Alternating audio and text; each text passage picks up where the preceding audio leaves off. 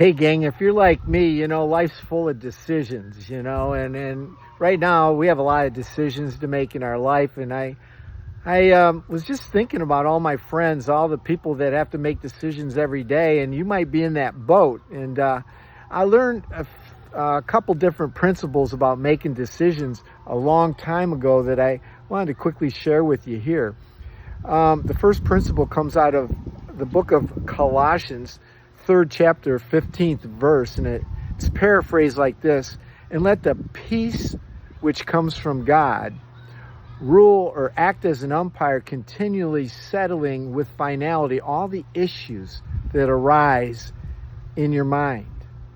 And so it talks about the three ways, and again, what I learned is there's three ways intakes of information is. Number one, our thoughts, things that we think about, Number two is what we see or read or watch.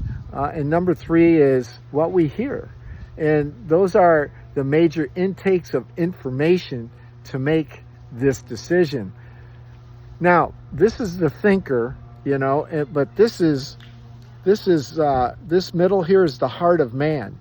And so in Colossians, he's talking about the heart of man and making decisions. That peace that rules in the heart of man. Right here, it's kind of on the inside of your belly, right there.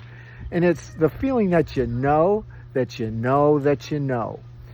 So you might have to be making decisions about what school to go to, what classes to take, who to marry. What house to buy, what city to move to, what job to take. We're always filled with decisions to make. And so Colossians 3:15 says, let the peace of God continually rule, act as an umpire, settling with finality all issues that arise in our minds.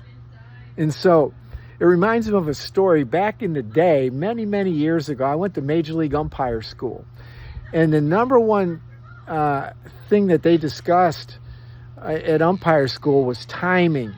When you make a call, when you make a decision, during a play, a moving play, there's players, there's bats, there's balls, there's throws, there's hits, there's lots of action in baseball. And they taught us that timing's everything.